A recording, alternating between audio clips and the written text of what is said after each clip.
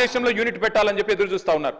Formula ఈ రద్దు చేసి అప్రతిష్టను మూతగట్టుకొని ఇవాళ 700 కోట్లు మొదటి రేస్తో వస్తే రాష్ట్ర ప్రభుత్వానికి ఆదాయం ఆ ఈవెంట్ను మూర్ఖంగా రద్దు చేయడమే కాకుండా ఇంకా మళ్ళీ ఈరోజు ఇంకో ఈవెంట్కు 56 కోట్లు ఖర్చు పెడుతున్నాం.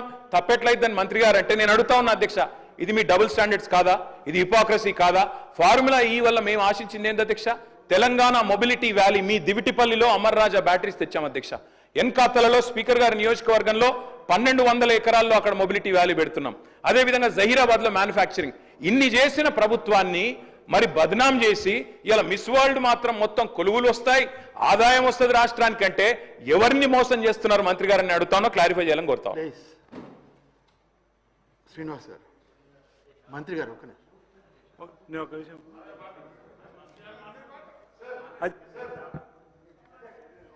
ఓకే శ్రీనివాస్ గారు కూర్చో. అధ్యక్ష, గౌరవ సభ్యులు మాట్లాడిన దానిలో నేనేమన్నా అధ్యక్ష, ఏమీ చెయ్యలేదు అనే మాటలు కాదు నేను మాట్లాడింది. ఎంత చెయ్యాలనో 10 సంవత్సరాల కాలం ధనిక రాష్ట్రం లక్షల కోట్ల అప్పు, లక్షలాది మంది నిరుద్యోగ యువకులు, వేలాది మంది కాదు లక్షలాది మంది కళాకారులు ఏ స్థాయిలో ఉండాలి అధ్యక్ష? ఏ స్థాయిలో ఉండాలా? ఇది నిర్లక్ష్యం కారణం కదా? అంటే మీరేదైతే అన్నారో 550 కళాకారులకు సరే నెలకు 2 కోట్లు 3 కోట్లు నెలకు కూడా కాదనుకుంటా ఇచ్చిండ్రు. అంటే అది పెద్ద గొప్ప విషయం అధ్యక్ష.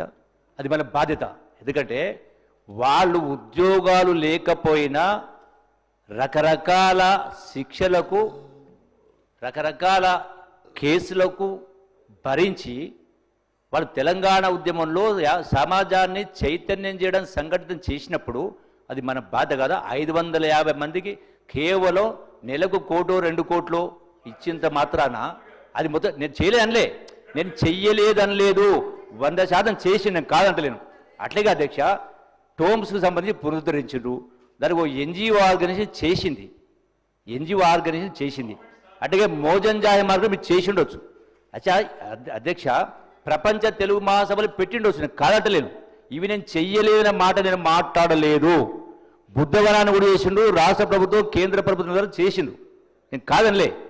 కొల్లాపులు కూడా చేసిండ్రు, అంటే టూరిజం ప్యాకేజ్ ద్వారా చేసిండ్రు. నేను అనే పాయింట్ ఏంది, ఎన్ని వేల కోట్ల రూపాయల ఆస్తులు టూరిజం డిపార్ట్మెంట్కు ఉన్నవి, ఎన్ని హరిత హోటలు ఎన్ని సంవత్సరాలు పడావులు ఉన్నవి, ఎన్ని సంవత్సరాలు తారామతి బాగా ఉంది, దాని వాల్యూ 500 కోట్లు, దానికి వచ్చే ఆదాయం 1 కోటి రూపాయలు రాలేదు. అంటే ఇటువంటివి 100లు ఉన్నాయి. అంటే తెలంగాణ రాష్ట్రం తెచ్చుకున్నది ఏ స్థాయిలో తెలంగాణ ఉద్యమం జరిగిందో, ఏ స్థాయిలో వందలాది మంది ప్రాణత్యాగాలు చేసిండ్రు, ఏం ఆశించిండ్రు వాళ్ళు అంటే పరిపాలన కూడా అదే స్థాయిలో ఉండాలి, పారదర్శకంగా ఉండాలి అని ఆశించిండ్రు. చేసిన దానికి చేయాల్సిన దానికి జమీన్ ఆస్మాన్ ఫరక్ ఉంది అధ్యక్ష. నేను మీరు చెయ్యలేని మాట మాట్లాడలే. డెఫినెట్గా అంబేద్కర్కి సంబంధించి డెఫినెట్గా అంబేద్కర్ దానికి సంబంధించి కూడా ఆల్రెడీ మేము నిర్ణయం చేసుకున్నాం, అక్కడ గ్రంథాలయం ఏర్పాటు చేయాలని.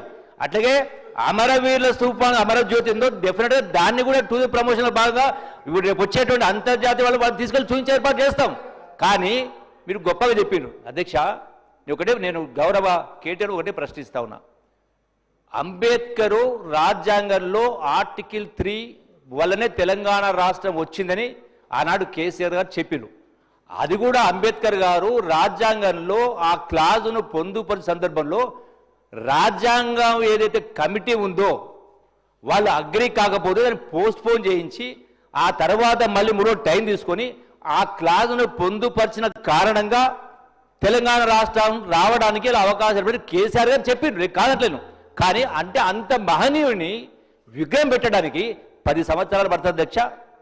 ఒకటి మీరు అంబేద్కర్ గురించి మీరు మాట్లాడతారు. సో డెఫినెట్ సరే 10 సంవత్సరాలు పెట్టిండ్రు, ఎప్పుడు పెట్టేది ఉండే ఎన్ని సంవత్సరాలు పెట్టిండ్రు? ఒకటి. రెండో అధ్యక్ష, నిజంగానే అంబేద్కర్ గారి పైన అంత ప్రేమ ఉండి ఉంటే ఆ చిత్తశుద్ధి నిజాతి ఉంటే ఎందుకు 10 సంవత్సరాల కాలం ఒకరికి దండ వేయలేదు అధ్యక్ష? అందుకే మాటలకు చేతలకు జమీన్ ఆస్మాన్ ఫరక్ ఉంది డెఫినెట్గా. మీరు అన్నారు, మీరేమన్నారు ఇప్పుడు అమరజ్యోతి గురించి కానీ అంబేద్కర్ గారి డెఫినెట్గా స్వాగతిస్తాం, డెఫినెట్గా దాన్ని టూరిజం ప్రముఖులు వాడుకుంటాం. మీరు కట్టిన మేము పక్క పెట్టాం. అది అంటే